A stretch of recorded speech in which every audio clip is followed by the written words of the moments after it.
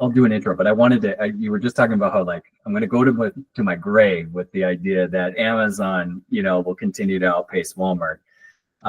We're talking about being parents, just like how much I have leveraged Amazon services in the last month for our newborn. Like, it's a real thing. I just think about how solid those baby categories are. There's just no way around it. Like, there's certain stuff you just need and you have to have it. And there's like, you can't get out of the way of it, right? Yep. But I do think, I think about, I was watching the Tour de France the other day, and I work with a hydration brand. Yep. Who sells on the feed.com, which is kind of like a backcountry.com, but for like runners and cyclists, like, just all the hydration products and stuff.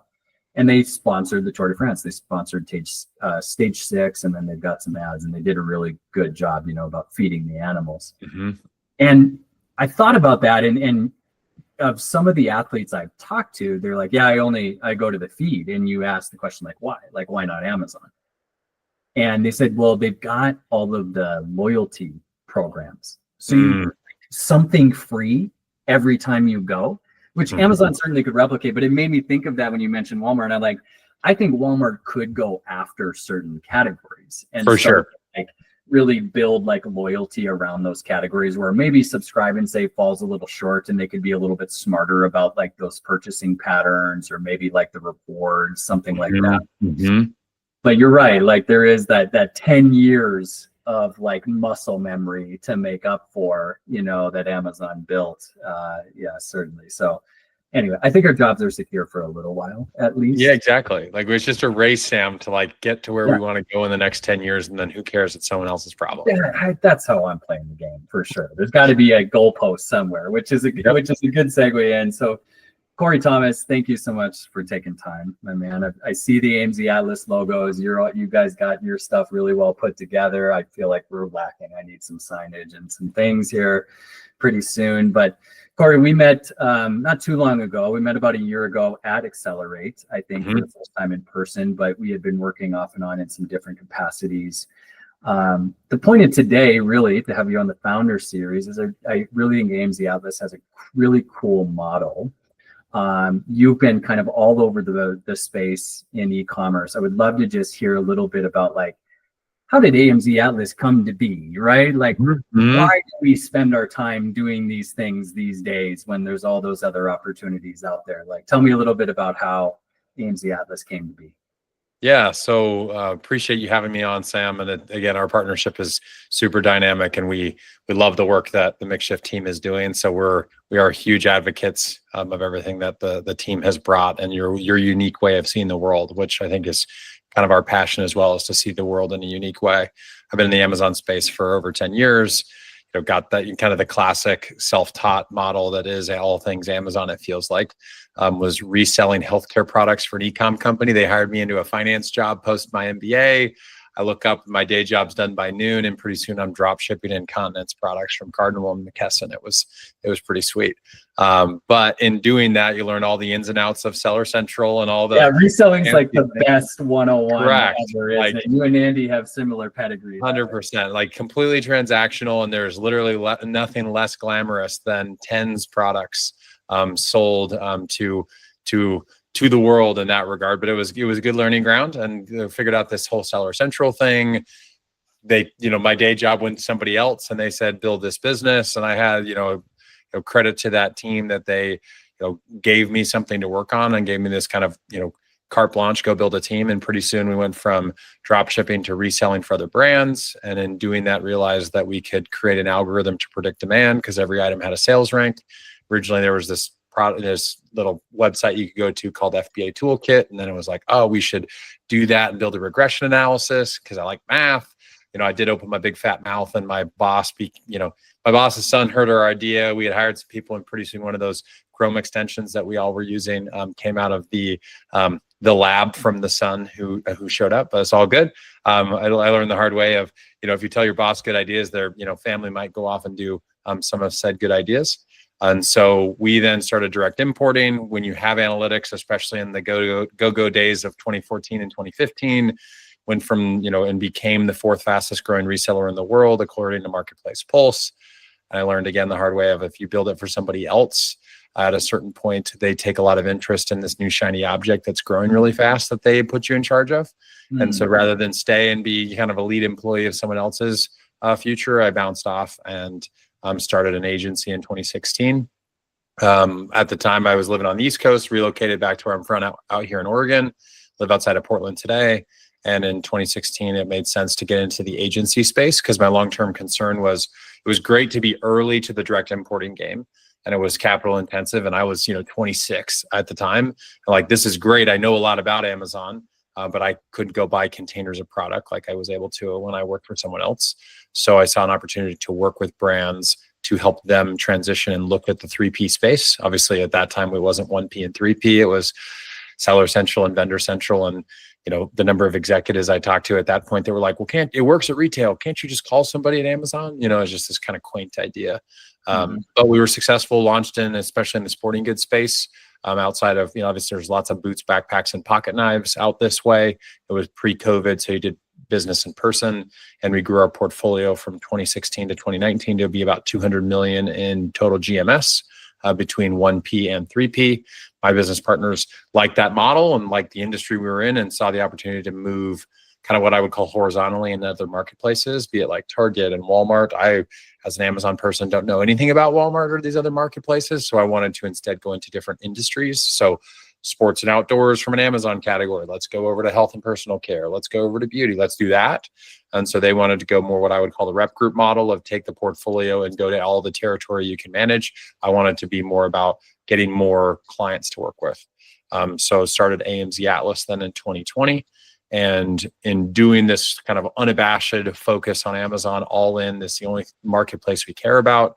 It also opened up when I saw the need for the ability to step into the relationship of actually inventory owner and buying, because we saw some friction with brands who had really hostile relationships with Vendor Central, even 2017, 2018, 2019.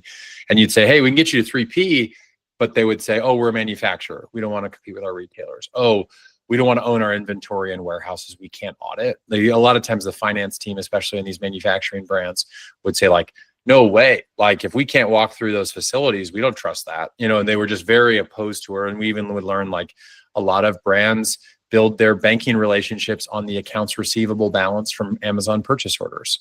So if Amazon buys $1 million a month from a brand, there's a lot of factoring and underlying lines of credit, and $2 million on net 60 terms of payment from a tech company is a pretty good thing to manage. That money is green. But it was still, you kind of got this untenable relationship. And my prediction at the time in 2020 was eventually Amazon's going to become even more greedy and brands aren't going to be able to afford it. And they will look to get to 3P, but they will come up against the same barriers that we had run into when we suggested they move when we did in 2016, 17, and 18. So at AMZ Atlas, we kind of brought it all together. Full service agency at our core. We know how to manage and run brands on 1P or 3P. It's in our DNA. We have an ads team, we have a catalog team, a creative team, account managers. We have forecasting, logistics, and finance. It's all brand protection. It's all kind of looped into a full service. But then kind of our wild card that is now our fastest growing part of our business is, especially with acceleration from tariffs and also Amazon's reach for higher profit margins with higher interest rate environment the last 18 months, has been that Amazon wants to make more money. Brands' cost of goods have gone up.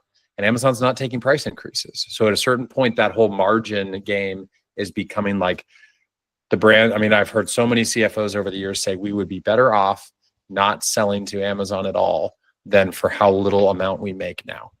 Yeah. Well, now you've got brands looking for a plan B. Tariffs have pushed them right up to the edge. And Amazon's just like, we don't need yours.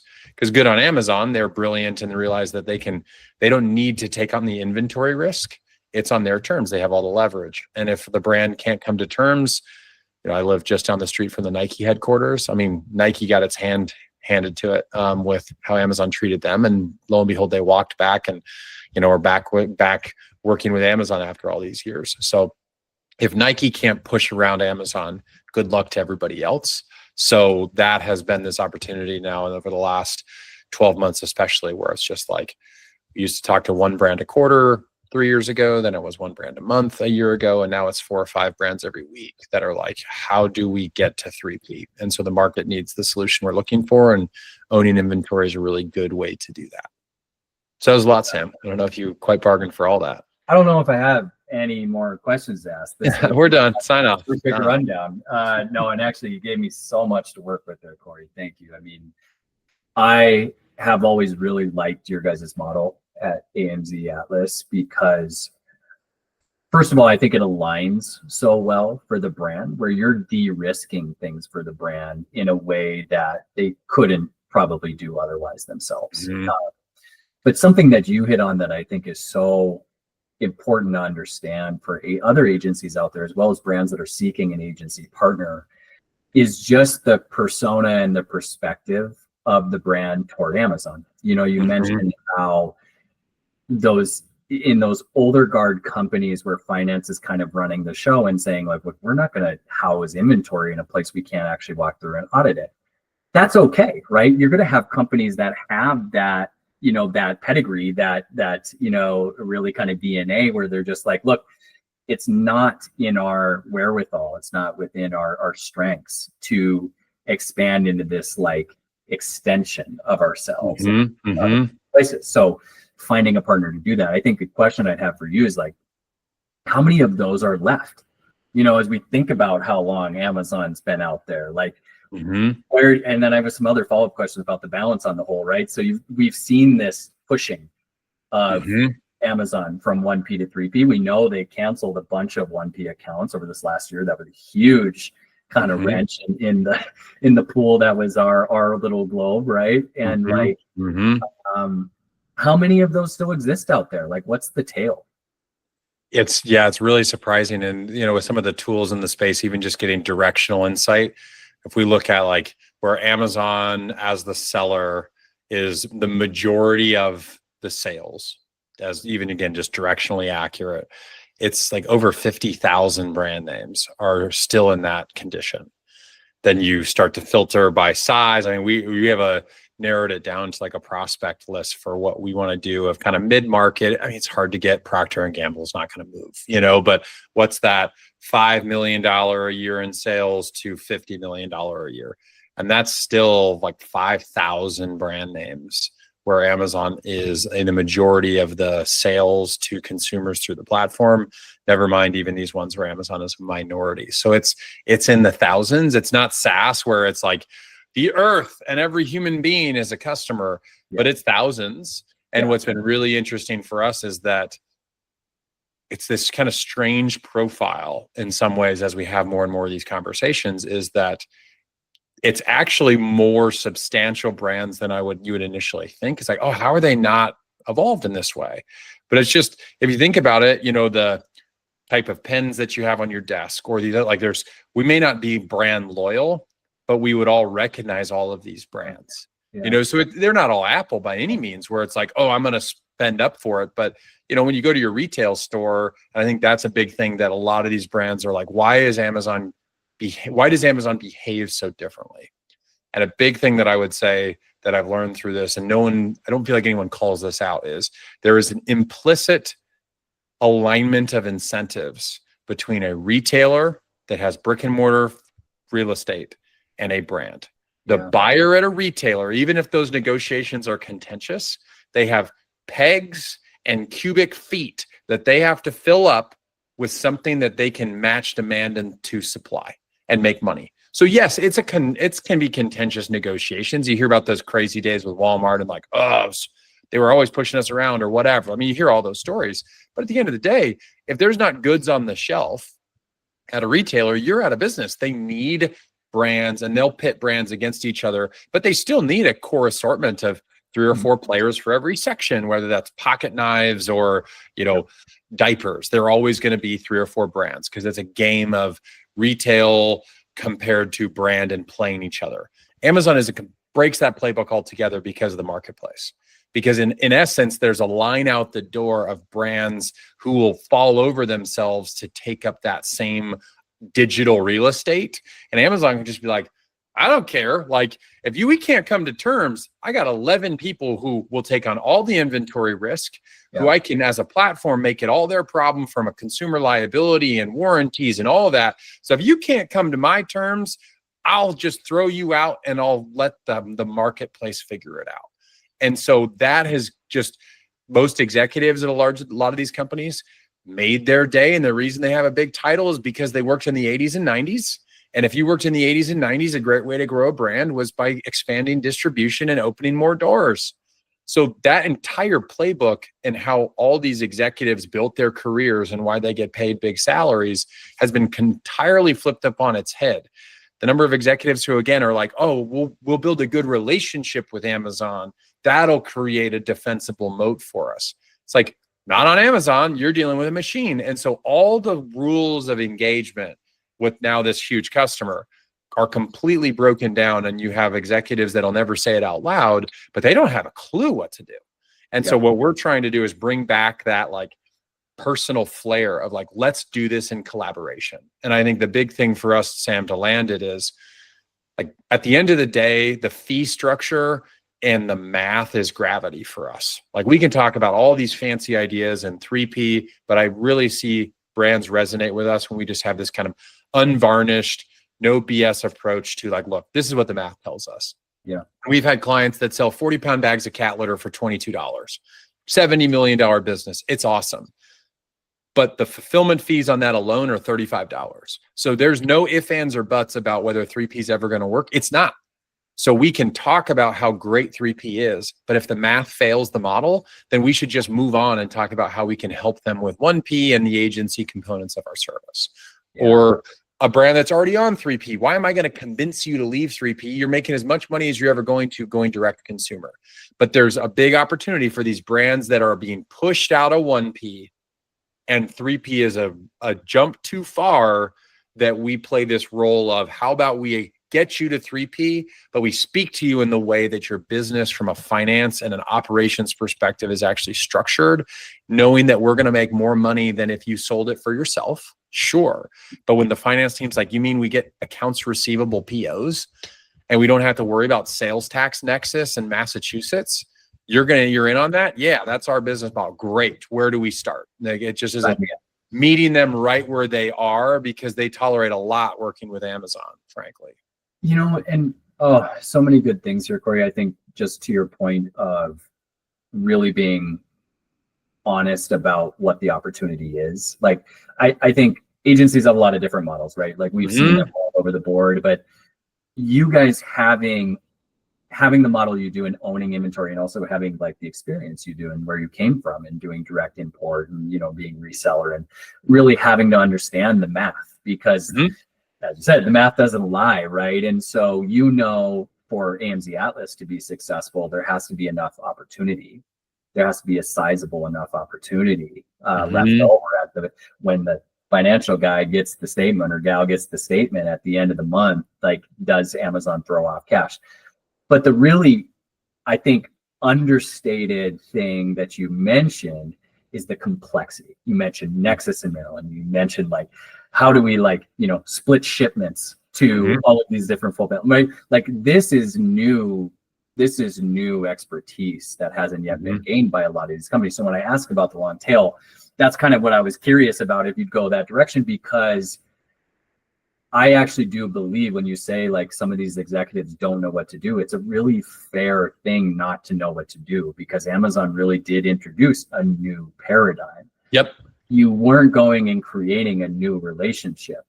You were talking to a box, you were literally having to set up, structure a relationship without ever talking to a human. And I think that leaves a lot of ambiguity for brands. And so I just will say, to kind of, for anybody that stumbles upon this video, I think it's you guys having the inventory expertise gives you a very particular perspective into how the finances can actually support whether or not a brand should be on 3P or 1P. Ultimately, that's what it comes down to. Yeah. And I mean, again, it has aligned well to be all about the brand and the math, and say, okay, we start an audit. What's our possibilities? and we're looking, I always am thinking in terms of metaphors or analogies. It's like that old Price is Right game where it was like Plinko, where you drop the chip in and it like hits these different pegs on the way down. Like that's basically what we're trying to do, because I've certainly put my foot in my mouth and said like, oh, I bet I know what to do here. And it's like, well, you get down to the math and you're like, whoa, that would have been really bad. Or you say that out loud and they call you, the call ends fairly quickly thereafter because you got it totally wrong. So we try to, in a way, is like, look, this runs the gamut. There's so many outcomes here. The only way for us to give you good advice is for us to actually become subject aware of your business. Yeah. And that comes down to internal questions. That's the classic consultant comment of like, it depends. Well, in a lot of ways, math is pretty hard to argue with. Gravity holds us down or it lets us do things. It's like we can get pretty quickly in a couple days time to what are the possibilities. And the brand can decide, will your finance team allow you to own inventory in a warehouse you can't audit? If the answer to that is no, we can stop talking about you going 3P direct, because you will never be able to be successful on 3P direct if your finance team can't get there. Oh yeah, there's no chance Jerry's going to ever let us do that. Okay, well, let's not talk about all the bells and whistles then. Right. Now let's do you want a customer that's Amazon, or do you want a customer that's somebody else? Well, what does the math tell us? Hey, good, there's margin to arbitrage here. So or a customer that's AMZ Atlas in your guys' case. Correct. Exactly. So now we have, in 30 seconds, we've eliminated this entire big, fancy, shiny object that they go on LinkedIn and they hear about how they're an idiot for not evaluating it, when in reality, no one's ever told them point blank, if you're not willing or incapable of having your bank underwrite inventory that you own in a facility that you can't audit, that is a fundamental flaw and you will never make it successful. And we can just jump to that conclusion right now. Kind of a financial engineering question that is maybe a little bit new to them as well, which is interesting. I do want to get into the financial piece of it. Yeah. Because I think that's actually a really cool part of your guys' model. But before I do that, Corey, just to kind of bring the point home, can you just give me a contrast of like, give me an example of a customer you like, really great customer persona you guys work with, or you've seen be successful within your model, versus somebody you're like, no, that's not a good fit for us. Like, what are those kind of like criterion that you work with to say, yes, good fit, no good fit? So if somebody stumbles on the video, they're like, yeah, actually I fit well within this bucket, or I don't. Yeah, I would probably make it across like 3 different main groupings. So first, starting kind of business size, like, and I think this is partly for those that come to the video, it's at the end of the day, we are not in the launch a brand on Amazon game. Like we are not the place to take a Kickstarter idea that did $1 million to new adopters, and now we're taking it to mass market. That game has gotten so hard, and what used to be easy to launch a product and it was like shooting fish in a barrel in 2016 and 2017, now it is savage. Like it is not the ground for like side hustles and hopes. This is like, if you're launching product, you better be serious about it and have a real customer base to work off of. And better have some cash to survive for a while. 100%, and so you got to be a real going concern. So we're usually looking at brands that are doing millions of dollars on the platform already.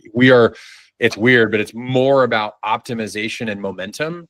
We can do a lot more with a company that's kind of sleepy at 3 to 10 million and turn them into something that's 2 or 3x because there's something to manage, than 0 to 500,000. Even though it's a smaller number in absolute terms, it's that, chicken and the egg issue is really hard now on Amazon to get momentum. That's the first tenet.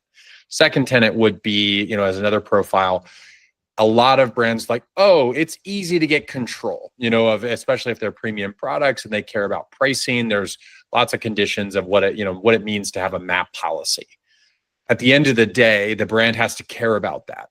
We're not well suited. We're not in this repricing game or discounts. We're not a liquidation channel. We're looking for brands that want to have the Amazon channel as part of their omni-channel strategy in a way that fits. And if you're just looking at it as a liquidation or clearance channel, like, we're not your partner. There are certainly people who will buy at deep discounts at the end of the quarter and drive revenue and do that. We're in the multi-year brand building game where we want companies who, especially if it's kind of privately held, multi-generation, family owned, we think in terms of 5 and 10 year increments, not in 90 or 180 day increments. We do really well with partners with long-term view because we're in the business of building brand equity and partnership and collaboration with the brand. So we want brands that have that sentiment of, we're building this for the long term. And then that ends itself where like that brand cares about they're going to have a conversation around their distribution. I mean, they got to decide, it's their program, and we, come alongside them. But at the end of the day, what we've seen as best practice is a brand will create an authorization program with their attorneys, and then that'll manifest itself in a unilateral pricing policy, and some of their products will be within those policies. That's just what it takes to be successful and create a level playing field for the brand to actually manage all these disparate channels of Walmart and their retail websites and their D2C and Amazon and retailers, brick and mortar, like all that has to exist in collaboration. But they have to care. If it's just, I need to make next quarter's number, like, good luck to you. And I guess the last piece that would be sometimes challenging is when the products are kind of what I call the price to weight ratio is wrong. So items on Amazon under $10 are really hard to make money on unless Amazon's sponsoring or effectively subsidizing the fulfillment costs by owning the inventory. Yeah. Or it's really big stuff. So I think unrelated, but like Wayfair's got a pretty defensible business because Amazon's not great at like high touch, oversized product. Yeah. We've all had that big box delivered on the porch that's like, well, I need to return this right now. And it's like, how I can't even get that in my car, like to take it to the Kohl's distribution center for it to be returned for free. So Amazon is not trying to be Wayfair. I don't think they want to have everything for everybody, but I still think that big, bulky, or really low cost everyday essentials, Amazon's sweet spot of, fits in a shoebox between $20 and $50 all day long. If it is, a fishing pole, fiberglass fishing pole, and that's a good business to be in terms of retail, because at the end of the day, retailers are delegating the final mile of fulfillment to the consumer who drove to the store. Yeah. I love those. I think very clear, idea of who you guys are successful with. I know you take, people all over that spectrum, of course, right? Sure. You're still running a business, and, we'll take moonshots on folks as well. And right. But I think it's good to just have a very clear idea of who you can be successful with. And you guys have been around long enough to know that proves out very quickly. So it's good for folks to hear that. And just to put some clarity around this, Corey, what's your actual model or your contract look like with your client? Because I know you have a couple different ways you would engage with them. Like, what is if a new client came to you, what would be the arrangement? Yep. So this gets back to our, the metaphor of a Plinko board. But at our core, no matter what we want to do, is we want to be effectively an integrated full service provider for them. Okay. I'm not in the a la carte business of like, we want to just cherry pick your ads team. Like, no, because I structurally on Amazon, I'm a believer that Amazon, you don't win by being great at one thing. You win in the interconnected unlock between all the things. When an ad pops off and you get the bestseller badge, that's part forecasting, finance, data, catalog, creative, images, advertising, budgets. That's everything, not just ads, which I think lends itself towards like some of the giant corporations. They can have really good agencies at every level. Sure. And 10-person internal teams. Good luck to them. We're in this kind of SMB market of, again, call it a $5 to $100 million Amazon portfolio. That's probably a 200 to 2,000 employee company, and the brands everywhere in the middle there. Those are our ICP, so to speak. And in the way that we go to market. But then what we're looking for is we let the math guide us to what's possible. So again, if it's 40-pound bags of cat litter, all that's left is 1P. And so all we can support you with is agency. So you're going to pay us a fee for service based on your revenue and your catalog size and the complexity of your products. But if you're a $200 pocket knife, all of a sudden if your wholesale price to Amazon is on a $200 item, if you sell that item to Amazon after the allowance fees of freight, co-op, and allowance for damage, let's say maybe you're getting 52 to 64 cents on the dollar. So $200 item, Amazon historically buys it for now what amounts to like 120. There's $80 to unlock portions of and going to 3P. And for a product that's only this big, the fulfillment fee on that's going to be $4. Yep. Inbound freight's going to be 50 cents. The storage is going to be a fraction of a penny. And the referral fee is going to be 15%. So just math wise, we go from 120 to more like after Amazon's fees, probably 160. Well, now there's a $40 arbitrage in there, and we can make our margin and offer it to that brand for a higher wholesale price than they were getting from Amazon. So it's a little bit of like, that's why the math really takes over, is our operations are fairly similar no matter the outcomes or how we're hired. But it's the math that tells us what's possible. Yeah. And we've deliberately decoupled how we're compensated from the work that we do. If 1P is the only model, the only way to get compensated is from doing the work and getting a share of the sales. But if instead of ship COGS, to be clear? Usually, yeah, because they like to engage, like they don't see the realized revenue, as opposed to a brand that's on 3P, they're seeing gross sales, so it's a different number. So we peg to that 1P or 3P. But then if there's a bunch of arbitrage and that brand's on 1P and they want characteristics of 3P, it's like, look, do you want to go to 3P? No, you don't want to. Okay, well, how about we buy from you for that pocket knife? We'll buy from you for $130 a unit instead of 120. Yep. You just made, 8% more per unit sold. And oh, good news, we're making $30 a unit, which amounts to, on a $200 item, a 15% margin. You're welcome. Sure. So what I'm hearing is if it's strictly 1P, you guys are doing some kind of percent of ship COGS, maybe with do you have like a fixed fee as well? It'll be an either or, like we do fixed, and then, we want to be incentivized to grow their business. I love aligned incentives. Yep. So it's a fixed fee base, or percent of shipped COGS, whichever is greater is our structure. Similar on 3P if they're actually fully 3P. Just peg to a different number, instead of shipped COGS, it's, gross revenue, essentially, less returns. And then the middle pillar is hey, let us be your wholesaler, your buyer, right? Mm-hmm. And in that case, do you guys just take profit from Amazon? Do you share profit? Like, do you get co-op on ad spend? Like, what's the arrangement look like in that?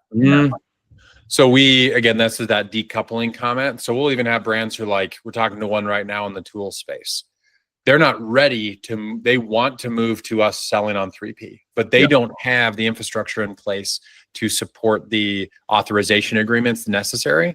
So they're saying, oh, we need, like, our pricing's all over the place. How can you help us? Like, well, you need to talk to an attorney because you don't have the right program in place. But for the meantime, we can help you with your 1P business, but then we hear where you're trying to get to. And once you have the right foundation, we can achieve that. But we're going to do 3 to 6 months worth of work, and you're going to pay us a fee for it.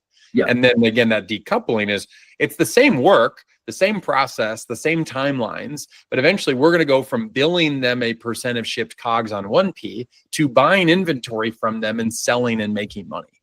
Yeah. And all of a sudden they get to just engage with a team that talks to them straight, tells them what's up and goes after it, but realizes that they're not ready for over here yet. Yeah. So why don't we start over here and just talk like adults about the fact that you're going to go from paying me a fee where I'll make a certain percentage. And then I'm out front and open with people. I say, look, if I carry inventory risk on my balance sheet, I'm going to make more money than if you just pay me a service, which, again, this is maybe an overshare, but we see it as a very defensible, in an industry full of 2,000 agencies. Anybody in their basement can start an Amazon agency. There's a very big difference between that and what, the industry calls the accelerator model. We have the same competitors we've had for the last 5 years. We'll go to, I won't say them, but it's all the players that everybody knows that are these big resellers. You got to have a balance sheet to go out there and buy $1 million of inventory. I mean, one of our clients will send them $1 million purchase orders every week in Q4. Yeah. There's a very short list of competitors that show up to do that job. Yeah. Or even, like you said, structured to do so. And speaking of, like, I was curious about this. I wanted to ask you about this. How did you get there? How are you able to fund those inventory buys now? What does that actually look like for AMZ? I'm actually more curious about your kind of like structure and model. Yeah. So, I think that's a huge reason, like, why I'm a big believer in, finding great partners to start businesses with. I think it's a huge testament to, like, I've got lots of opinions and a big brain, but it's helpful to find. And I partner with a serial entrepreneur, and our president, his name's Bayless, and he'd been successful in his world in the insurance space, sold a company. And it's like, perspective and mindset and, process, and I know what we should do, and someone who invests in that idea and also digs in and gets involved in helping to build the company. So, from day one, it has been kind of a 1 + 1 = 4. Because, be clear, like, we could get there, but there are so many agencies who, like, it's not a complicated idea that reselling under a stable environment, making, you go from much bigger risk. 100%. Yeah. And it's, again, we'll probably net out usually on an agency deal somewhere between 2 and 5% of sales. Mm-hmm. On the other side, where we're selling, we're getting somewhere between 10 and 15%. So for the same underlying work with a serious step up of inventory risk, we get 6 to 8 times the compensation. It's a pretty sweet deal. Just a level on that, and anything for brands that are hearing this are like, well, why would I give 10 to 15%? It's like, well, but I'm also hiring all the people. 100%. I'm putting in all the tooling. I'm taking the literal financial risk, the inventory risk, right? I'm probably having some debt or some carry, right, on those things, on those buys, and I'm taking risk off of your balance sheet simultaneously at the correct, same time, right? Yep, So, and that's where we, in our model, Sam, we'll even literally lay out. We'll show the brand our margin. Yeah. Like, again, there's resellers that are more popular or their brand names are out there more than ours is. But in the accelerator space, I want to own the transparency. Like, oh my gosh, they are absolutely relentless about telling us all the nuances of this. Yeah. I want our brand partners to know down to the dollar what we make, down to the penny. No, because there's no reason to hide. They can run the math. Like, it's not that hard, but they're usually, our whole industry is full of people who are like, black box, just only smart people can talk about these things. It's like, the CEO of a PE company that doesn't know about a lot about Amazon, but you can just tell them, this is how much I'm going to make. And yes, if you just hired me and you own the inventory, you will be more profitable. But be clear, you're going to have to own inventory in warehouses you don't control, and you're not going to do it. Yep. So let's move beyond this. I'm going to make 6 times as much, but I'm going to pay $1 million on net 60 payment terms every week forever. And I think that will make sense. I think it obviously does make sense to a lot of folks, right? And I love the model. And in that though, one of the nuances, I know one of your crack gals, Allie, is working with Todd, my co-founder, right now on a beta tool that we're creating, a forecasting tool. I got to imagine forecasting is a pretty important element of what you guys do. Yep. How do you think about forecasting on Amazon? Just as I'm just curious, because I know you guys have another really cool angle on this. Yeah, I mentioned it a little bit earlier, but like, we both, in the way that our team's structured, the way that we interact with people, like, I am a huge proponent of aligned incentives. Like, and I think is one thing that makes our story really authentic. Is I cannot possibly care more about a brand than when we have $1 million of their stuff. Yeah. Like, you don't have to ask for me to care a lot about if it got suspended for a day, then just that. Like, an agency, you're always into, like, it's a little bit of the, how much can I ask for them? How much time can I extract from them? It's a little bit, you're not truly and fully aligned, and it's not perfect when you own the inventory, but man, it's serious when it's like, that's AMZ Atlas has bought $1 million of goods from this brand. I care probably more than they do about that product's performance on the platform. So we are in. And so, to your point about forecasting, what we've done is we actually have a team member starting, but we're constantly investing in ways to bring more information into the system. Hence, partnering with MixShift. And I love your perspective on things. But it's just like, between other partners who work within the space, like, we're kind of relentlessly thinking about latency. How do we get better data, investments we can make? We're thinking about, how do you incorporate new data that Amazon makes available into telling a story? Because at the end of the day, the biggest decision is getting forecasting right. And that there's a lot of data out there to help make that happen. But we also have to get good about communicating complex ideas to our brand partners. Because if we just hope that they're going to be aligned and the buy box goes from 100% to 0, but they don't understand what that means, that's on us to educate them. And so it's, hey, by the way, this is how the buy box on Amazon works. This is why we care so much about you having a legal foundation that you are going to support in this process of an internet authorization program and a unilateral pricing policy. Those are your programs, but be clear, if the buy box, we could be selling 100 units a day. And if you do a liquidation at the end of the quarter and someone puts that on Amazon and our buy box share goes to 0 for 9 weeks, we aren't going to sell a unit. Be clear. So our discipline, we're very disciplined about buying on a weekly basis. We have to protect ourselves. And again, I say this out loud. We do not make 9 months of inventory purchases, because all that's doing is creating, like, I could sure get a deeper discount on the units, but it ratchets up our risk profile dramatically. Mm-hmm. We are disciplined about buying weekly for the appropriate amount of coverage for seasonality. We try to underwrite the inventory using historical sales data from, the vendor central account itself. Like, you can look back in time. So we are pretty aware of what has happened. We track what is happening. And then we're constantly, through this full service team, thinking about what will happen. We're informed about the old, we're aware of the current, and we're thinking about the future, because everything that we can do to predict that a little bit more, and this has been fun with our most advanced partners, is like, well, how do we influence it? I think about it like a stock portfolio. Certainly. Every single one of our products, every ASIN under our portfolio is a little bit like a stock ticker to me. So it's like, what do we do to seek alpha? That whole, like, what can we do to beat if the market is beta and we can do things of alpha, I want to, what worked there, let's do that again over here, because now all of a sudden we sit on top of this whole inventory base of 1,000 ASINs across a dozen brands or 2 dozen partners, and what worked over here we can drip over there, and like, we're just pulling everybody forward.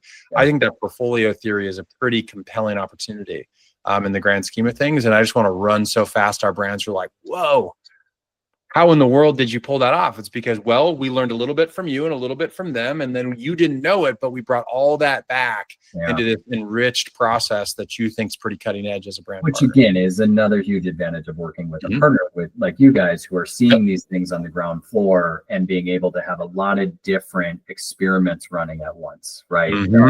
Validating those things at scale across a lot of different things, which you can't necessarily do in a single insular brand, right? 100%. And that becomes then, okay, so why would a brand let us make higher percentage than an agency? It's like, you start to clue, so you're smarter than the average bear. Yeah, because you're tucking into a portfolio that already does X million a year. And we're already you didn't know this brand that we just met, but we've been learning about you without knowing you directly. Like, we've already built a well-trodden path that we're going to there's some cool stuff there too. I think we'll talk about that. Some separately, but the one thing I think that would keep me up at night if I'm sitting in your seat, and I don't know how you do it. I don't know how you keep on the details of all of those things. It's pretty cool. But for successful partnerships, those brands also have to have some decent operations.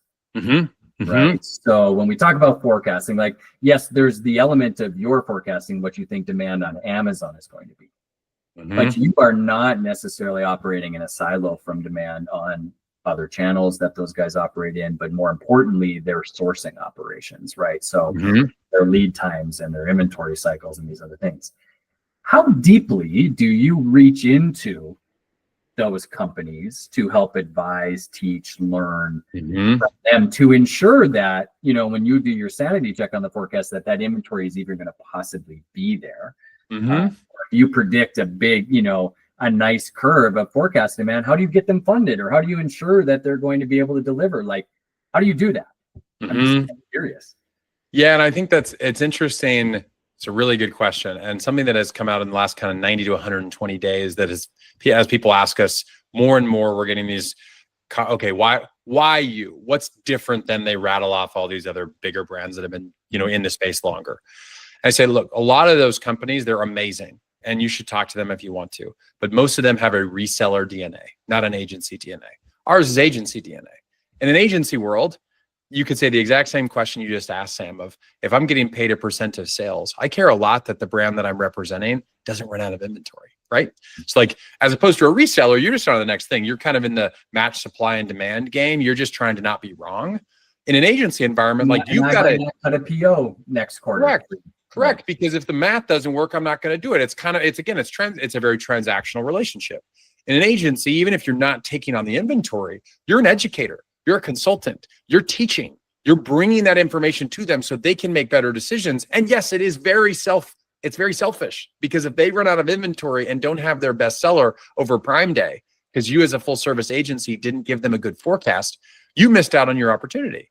Now we've just symbiotic, correct. Yeah. right? Yeah. And certainly. again, that stuff's still going to happen. Yeah. But it's like, we basically just have supercharged that in terms of the compensation that we get because we carry on that inventory risk. But it's really, we carry ourselves, and I've seen brands like, oh, I see how when you phrase it that way, it's different. We are not a reseller in our DNA. We are an agency that has started to buy inventory at scale. And there are just there's a half dozen companies in the world that do that at the level. There's thousands of resellers that are effectively anonymous and make no contribution. There are thousands of agencies that will help make lots of contributions, but they won't buy stuff. So there's these huge oceans of, relatively speaking, companies we have quite a bit in common with, but there are so few companies where that's come together. And most of them came from the reseller background and they added management services. Very few agencies go the other direction because it literally comes down to how they finance their businesses. It's a lot easier. I mean, Portland's an agency town. It's so much easier to, my expenses are my headcount and my incomes are my clients. And if a big client goes away, I fire some people and we're fine. I run this agency. Those companies are physically unable to buy the inventory to become sellers. A reseller can learn how to be an agency and start to care about those things. And the big accelerators have done that. But almost all of them have come from the reseller background, which through their DNA, that they carry around warehouses. Every single one of them has their own warehouses. We don't have any warehouses. Why would we? All of our 1P brands that transition to us already fulfill warehouse orders directly for 1P. Why would I ever cross ship to another location, have hundreds of employees just to ship it again? As opposed to every major accelerator views it as, well, if I don't touch it, it can't be real. That is a reseller mindset. We are an agency that has the balance sheet to buy, and that is a pretty novel way, which I didn't set out thinking that would be different, but it has been really shocking to see that there's just like nobody who has followed us in that path at a high level. There's a really funny parallel in my world, in the software world, where we talk about having agency DNA as well. We had our own agencies, right? We were solving our agency problems. Whereas a lot of the software in the space, not all of it now, it's evolved a lot, but especially over, in the early first 5, 6, 7 years, it was resellers or brands making software to solve problems for themselves. And then slapping an agency moniker on it that said, well, and here's the agency's solution for that. But the inherent problem we always encountered was something very similar to you guys, which was, but you're not actually solving the agency's problems, which are unique to them. Right. Using that kind of as the segue is like one thing I wanted to ask you, and we only have, a little bit of time left, is just as you started your agency, what were the things that you found really unlocked, like those next steps? Like, how did you guys grow? Like, I'm not even sure, how big are you guys today from an employee headcount standpoint? 26 full-time. 26, which is, that's a good nucleus of people. So when you're starting with those 0 to 5, how did you guys get to 26? Like, what were the unlocks in process or tools or stack or whatever that got you there?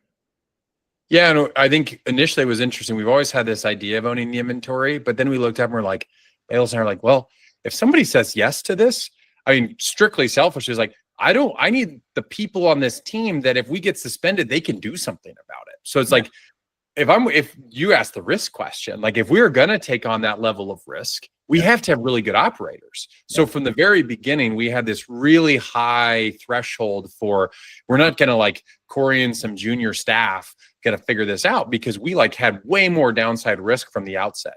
Now that made us a compelling agency. So for the first 2 years, it was almost all agency business. And the reason for that was because it was the COVID years, and good luck telling anybody that anything's broken when 1P's gobbling up all the inventory it can get its hands on. Like, we didn't know that, but it was like, oh, wow, well, if I wouldn't walk away from that business either, you know? And so now as everything's kind of settled back down, what we thought was good timing, we were early because of the pandemic.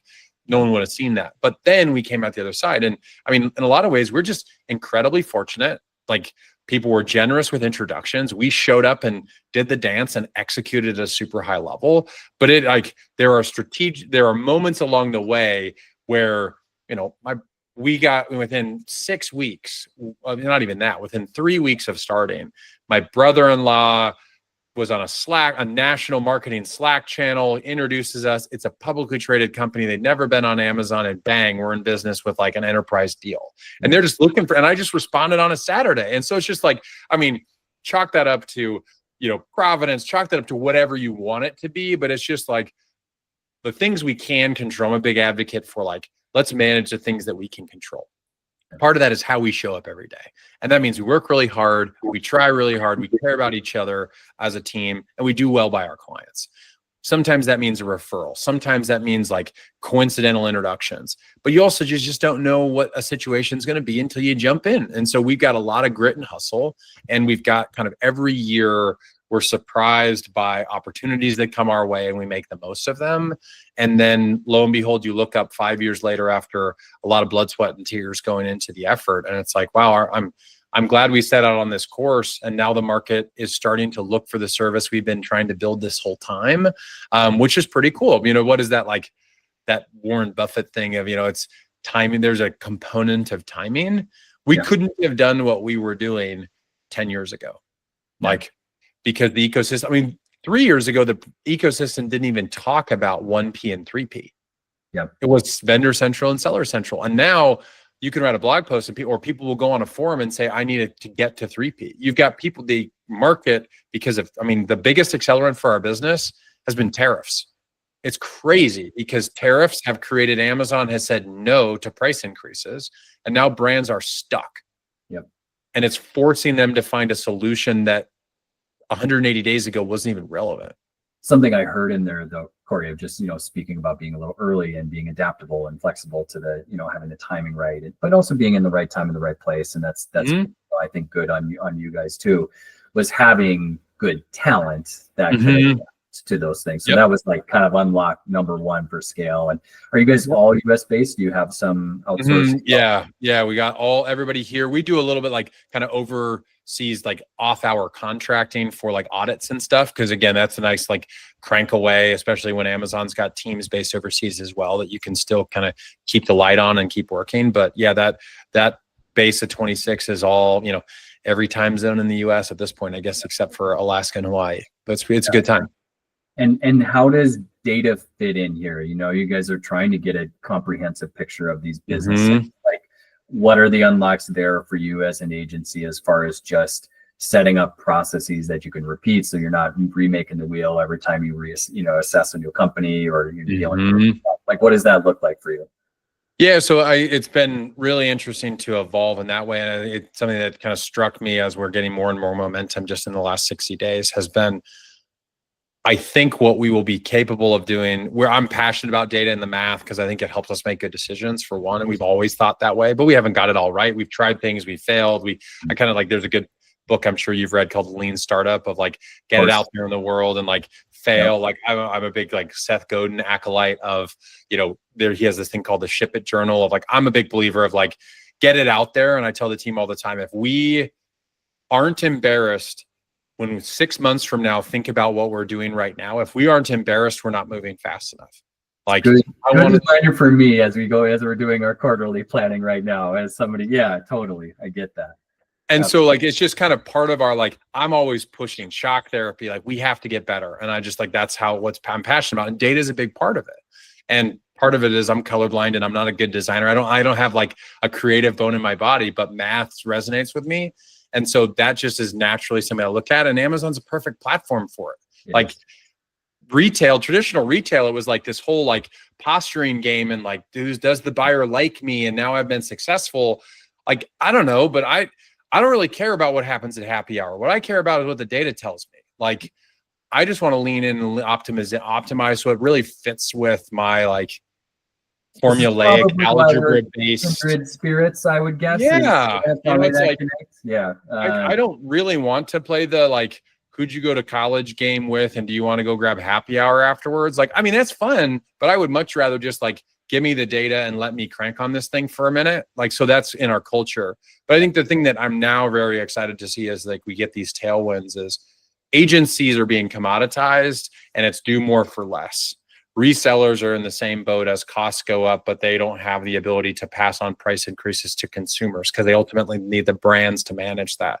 I think we're in this unique spot where because we are going to generate more profit per dollar, because again, we're making margin on owned inventory. I think we're going to be able to make forward-leaning investments that very few agencies or resellers will be capable of, because we will actually have the profit to do it, which creates our own little mini flywheel to steal from Amazon. Like, it's like, that's exciting. And so then when we can apply one learning to a portfolio of dozens of brands, Bayless and I, had this epiphany last fall. It's like most banks, financial, anyone who talks to us says like, oh, but you own inventory. I've come to the realization that inventory is our superpower. If we own inventory in a partnership with a brand, that is an incredibly defensible position. There's more money to be made. We have to be very disciplined. It's very sobering to what's working and what's not. You can't hide. Inventory is like it could be kryptonite or it's the superpower. And I think it is, which is a whole different way of thinking, but it forces us to be absolutely relentless about data, because all it takes is like 9 weeks of bad decisions, and all of a sudden we're going to then have way too much inventory and we have a problem.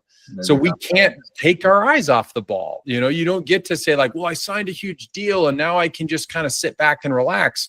Like, you and I both know enough agency people who sign a big contract, get fat and happy, go to the Bahamas, and then they have to rebuild their business 2 years later. It's like, we don't have that luxury, folks. Like, this is full hand-to-hand combat every week.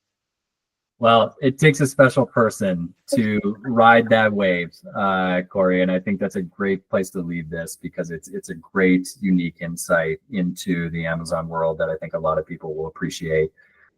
I always appreciate this time with you because I think you're one of the brightest minds in the space. So thank you for taking it with me, Corey.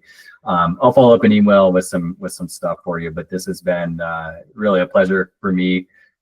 We'll probably continue doing this, and we've obviously enjoyed partnering with AMZ Atlas with a lot of the same DNA, I think. So thank you. Well, it's very, very generous feedback, Sam. I know you've made us better, and I think that's a huge part of what we try to do too. Is I tell the team all the time, we can't be everything to everybody.